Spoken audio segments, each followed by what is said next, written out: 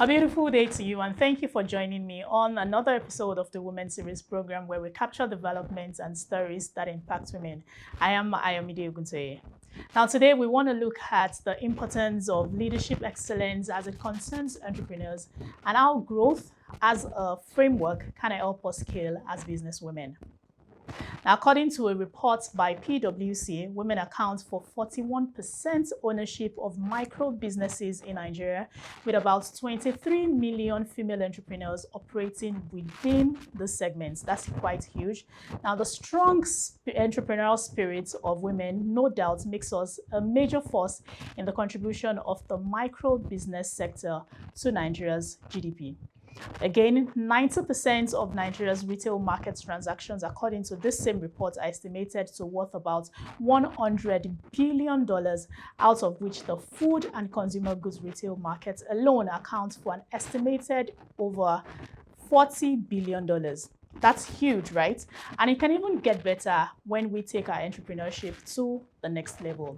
Now, if we say the world has become global, then how then are we positioned to play in that field? Well, we're about to find out from this interesting presentation by Mrs. Udo Okonjo. That's the CEO of Fine and Country West Africa. Enjoy.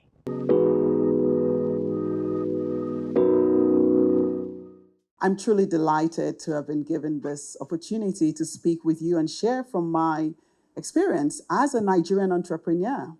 And today we go beyond thinking of ourselves as just local Nigerian entrepreneurs, but also as global leaders. As an entrepreneur myself, we recognize how tough our particular economy is. It's the inflation, it's the fluctuation, it's the devaluation of our currency. The truth of the matter is that we can talk about all the global issues, but we have local issues. And these local issues are affecting us as entrepreneurs. And so the question is, how do we address those issues? We address them first as humans. We have to recognize that we're first humans. I've not come here as a tax expert. I've not come here as a legal expert. I've not come here as a technical expert. I've come here as a human, having a human experience in the Nigerian economy. Is anyone else a human in this economy in Nigeria? Is anyone else buying fuel at multiple times what we paid a couple years ago? Is anyone else unable to price their goods and services for more than a couple of weeks because you don't know what's going to happen? Leadership is about your mindset. It's about your thinking. It's about your ability to see and to dimension problems and opportunities. Because as we know, in every situation where there's a challenge, there's also a flip side. Do we agree? There's a flip side. Sometimes, however, we have to first acknowledge that the problem is so bad, and there are times where, quite frankly, it's difficult to find the flip side. Let's be real. It's difficult to find the flip side. And that's when it then becomes important to be part of a community like the Nigerian British Chamber of Commerce, where you're exposed to conversations, where you're exposed to options, where you're exposed to thinking that helps you to see possibilities. And so one of the things I've been advocating to entrepreneurs lately is do not fly solo. This is not the time to play a solo game. You know why? It's dangerous to your mental health. How are people coping mentally? Have you ever stopped to ask? Some people have said to me, we've had no business, no income, no revenue, but we dress up and we step out and act like it's all okay. And as the president was saying, we're on social media, and I say, hey, social media is some measure of therapy for some people. And it's okay. But please recognize that social media is also a platform for business. So as you go there and listen to the news, please ask yourself, how much time are you also using to attract new business opportunities? I believe that businesses are platforms for the creation of value and the expression of your purpose as a leader. And so actually, The challenges you're facing gives you an opportunity to actually show us what you're made of. We have to get used to the fact that we are in tough times, tough terrains, and being African and then Nigerian makes it doubly so. So what can we do as leaders? What I'd like to do is to share with you a very simple framework, as I said, for entrepreneurial excellence. And I'm going to start with the first. The first is for us to put on our hats and think from the point of the groundwork essentials. I'm going through a model which I call growth. So the first is G. We take a look at the groundwork. Every magnificent skyscraper starts with a foundation. As entrepreneurs, our foundation is the clarity of our vision, mission, and a profound understanding of why. Why did we start? What drives us every morning? These answers become the backbone of your business. And guess what why does? Why helps us to stay resilient. If you're trying to solve a problem, there is a company that is trying to solve the problem of getting blood from one location to the other using drones. When times get tough, if they started that because they recognize the problem they're solving, do you think they're going to stop? The problem is that most times as entrepreneurs, sometimes our reason is we just want to make money. Of course, if you just want to make money, that reason is not going to stand up to the fire. What is the problem you're solving? Why are you in business? For me, business is a platform of purposeful expression. It is a platform to extend the values that I have as a leader, the values that the British government, when they gave me the British Shivning Scholarship in 1991, I believe it was, were taking a bet on, which is that I'll come back to my country and contribute to leadership development. And so when I'm in business, whether it's in law, when I was practicing law actively, when I was special advisor to the Senate president, at some point in my life, I was in public sector. When I'm in real estate, when I'm operating as a corporate director, at every point, my why is clear. I'm operating to contribute to the standards of whatever sector that I'm in. And so when the pandemic came and we couldn't work, we could still speak and encourage and empower and inspire confidence in other leaders in our sector by gathering, organizing webinars, and helping people essentially have conversations to look for solutions, to say, don't despair. What are the solutions? Why? Because ultimately, my core is about making a difference. So whether times are hard or times are not hard, what are the things that your business can do? So your why is super important as a leader. The mission of elevating standards, whether it's a property deal, it's helping people to find a home, it's helping entrepreneurs to be encouraged so they don't give up and jump through that window. Because honestly, we've seen entrepreneurs literally jump out of windows. I coach entrepreneurs actively on a daily, weekly basis. This week alone, I've had maybe 6 sessions, and I'm hearing conversations. People are desperate. What stops you from desperation is keeping your why, your vision in front of you. Remember, we already talked about making sure you have community, recognizing that the problems exist, but there are people who will be able to help you navigate it. Communities like this. So your vision is super important. For me, being a difference maker is not about titles or accolades. It's about embedding your values in every endeavor, understanding that every action, every decision, everything is a ripple effect of the change that I am seeking as a leader, as an entrepreneur, as a lawyer, as a mother, as anything. That's why I started by saying we're first humans. So the reason that's important is because sometimes if things aren't going well, we lose our sense of self-worth. And I want to encourage you not to lose your sense of self-worth simply because your business is going through a hard time. Is it real to say that sometimes when we hit the stormy waters, there's a sense in which we lose our self-esteem? Has anyone ever felt that way? Let's be real. This is a conversation. I'm an entrepreneur like you. Our bank accounts, Nigeria can begin to make you feel less than. And I'm saying you have to remind yourself who you are. Who you are. Why you're doing what you're doing. As an entrepreneur, you maybe employ other people. Remember, there are people who are looking up to you. So the ground rules are important. The second thing I want us to look at very quickly is the R, which is resilient business models. The truth of the matter is that, many years ago, you could do business and have this 10-year plan, 5-year plan, 3-year strategic, all of those things. Like, listen now, even the biggest companies now have 3-month plans.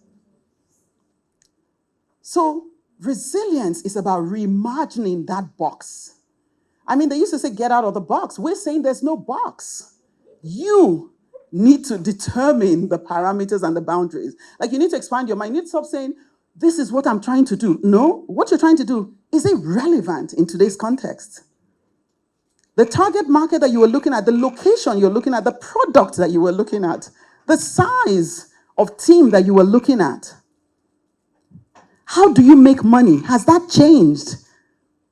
The president talked about AI, artificial intelligence. Do you know artificial intelligence has been there? Google, when you search on your Google, it's artificial intelligence. But now it's come to, the fore for most of us regular people who are not tech, experts, as it were. So we now have generative AI, which is what most people will probably be familiar with, ChatGPT, and many other ways in which, there are all these solutions that can help you rethink your business.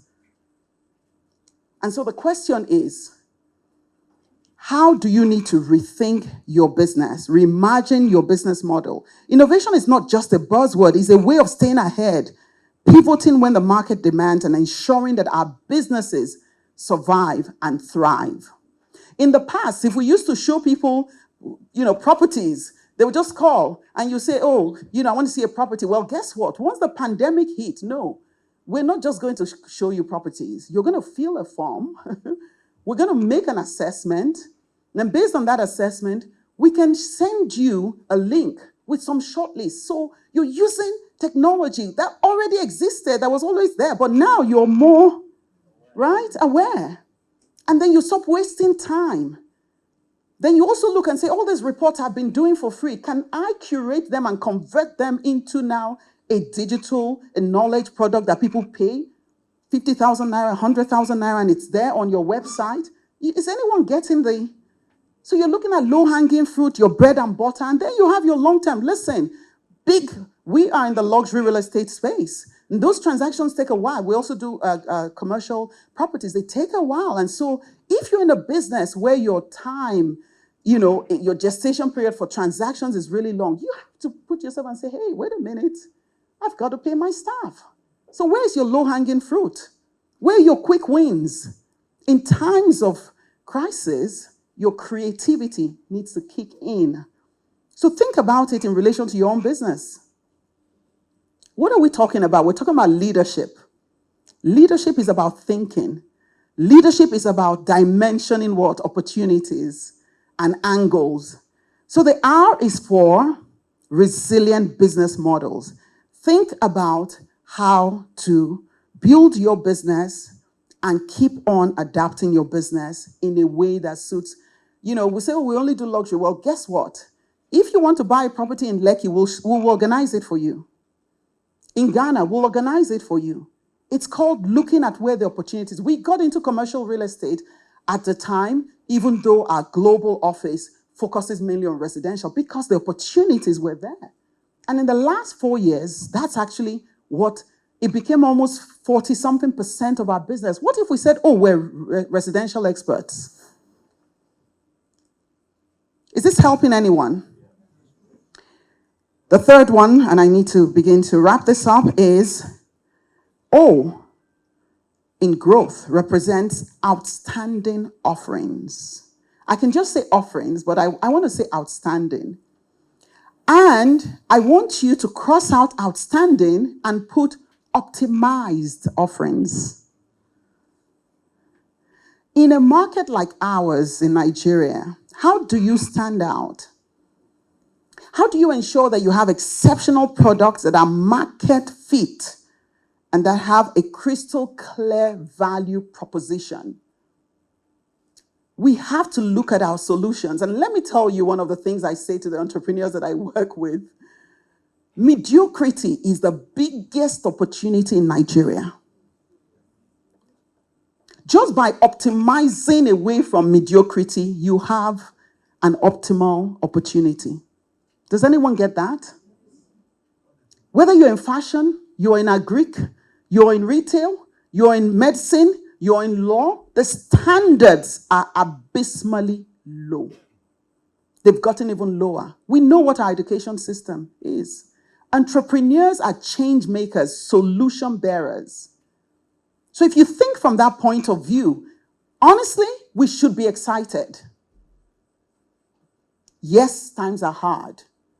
But let me tell you, if it was that easy, I think it was Denzel Washington who said, if it was that easy, there would be no, give it name, Michael Jordan. If it was that easy, there would be no Denzel Washington. If it was that easy, there would be no Ngozi, there would be no Kemi, there would be no Sani.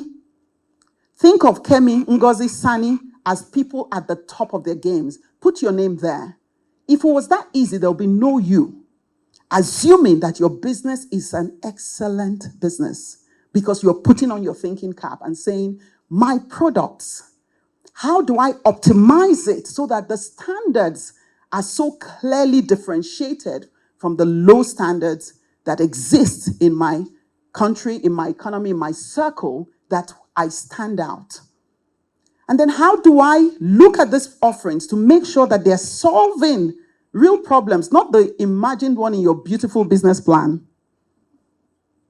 Everyone knows about business plans, right? So we start and we have these business plans and we go and we realize what the real problems are. So we adapt and upgrade. So I want to challenge you to go and take a look at your offerings. In today's world, if you have physical products, the other day I was speaking to one of the leaders that I work with, and she's actually in Angola, and they were talking about doing some conference in the sector, and they were talking about doing it in person in some country, and I said, why not online? Digitize your meeting, save your costs, and maybe do hybrid where you are. Invite the key people there. But in today's world, like really? If the solution is connections and knowledge, how else can I deliver that in addition to in person? Are we hearing what I'm saying? The fourth one, and we're almost there, is W. So W is for wealth and financial mastery.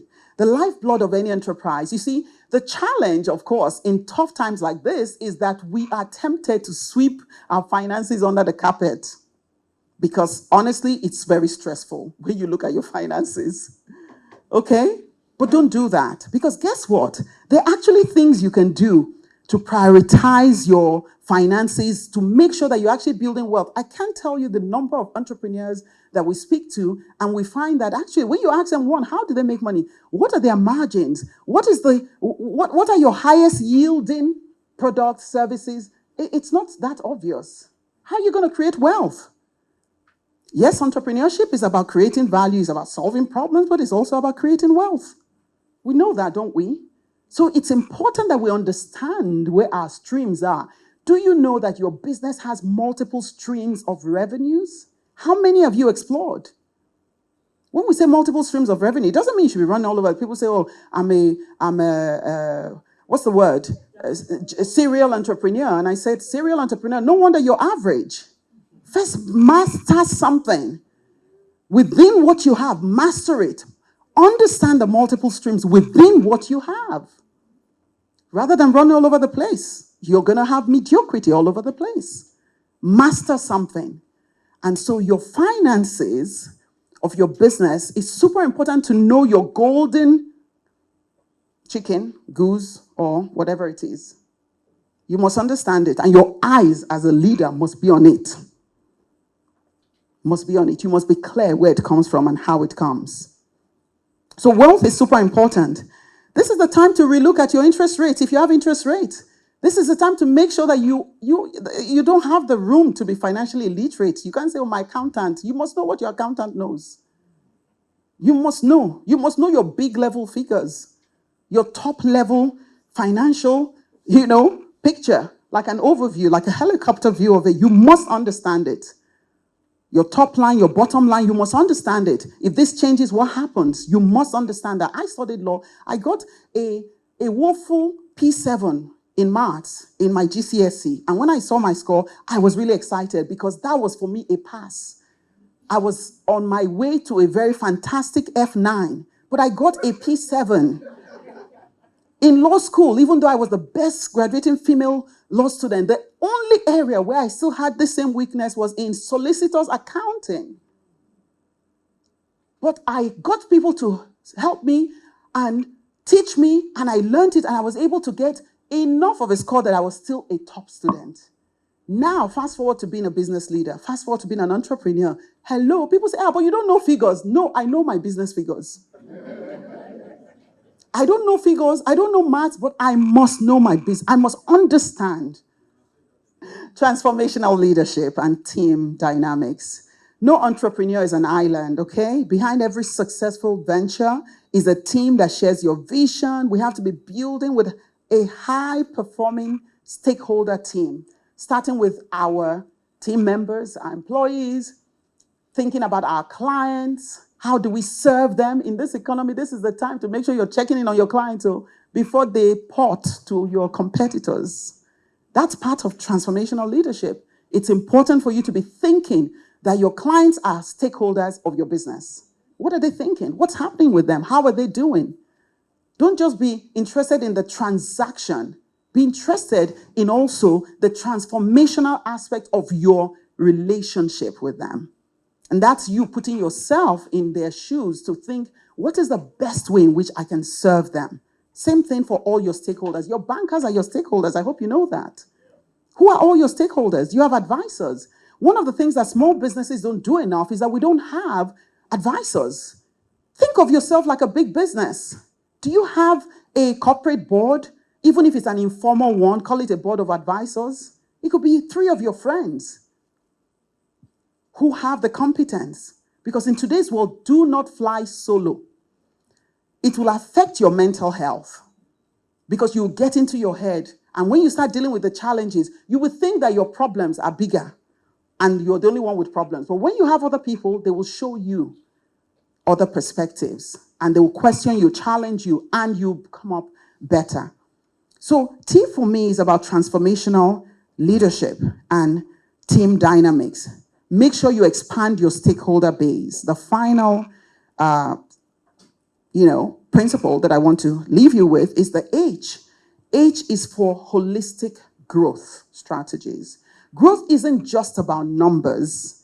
It's about scaling with intention, with strategy, and with an eye on sustainable success. This means that we have to be evaluating the risk, understanding the market dynamics, and remaining agile. We have these conversations to grow or not to grow. Sometimes you want to blow. But please, take a look at your physical health, your mental health, your spiritual health, your family health, your environmental factors. Are you in a position to expand so fast and so rapidly? You have to take into account multiple things. You want to borrow money at what exchange rate because you want to grow? Maybe it's time to step backwards and look at other options for growth, right? So all this have to do with you as a leader, how you think, how you view this situation. So scaling of our businesses is important. We need to think globalization, digitization. We need to look at optimizing our products and our offerings and all of that. But ultimately, I want to leave you with this, that the biggest thing that you have control over is not the economy. It's not the exchange rate. Guess what the biggest thing is? The biggest thing you can scale and you must scale in the 21st century. Because when AI, and I've attended AI courses and certifications, Not because I'm a technical person, but because I'm a leader and I have to be digitally forward as a leader, right? And guess what the recurring theme is? The human factor remains at a premium. What is the human factor? The leadership factor. You, your thinking, your attitudes, how you see.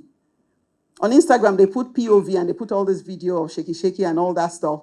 But let's take away the dance and all that, which is fun, which is not a bad thing sometimes, as long as it's within context.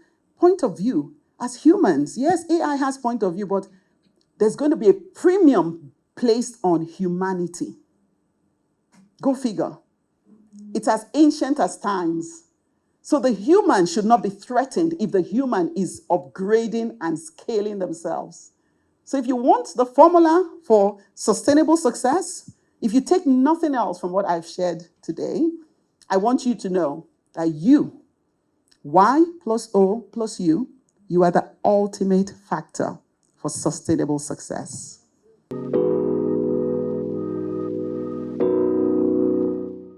Now, two things stood out for me in that presentation. One would be that mediocrity is the biggest opportunity in Nigeria. And two, in times of crisis, your creativity needs to kick in as an entrepreneur. And most importantly, the quality of leadership determines the quality of a company's output. And of course, it plays out in the nation's output as well. And that's all we have for you on today's episode of the Women Series program. I hope you picked out one thing or two. Thank you for joining me. Now, to keep the conversation going, follow us on all our social media platforms showing on the screen. And also, if you would like to stay updated on the financial happenings in Nigeria and of course in Sub-Saharan Africa, visit www.proshare.co. Until next week, I am Dioguntoye, and thank you for watching.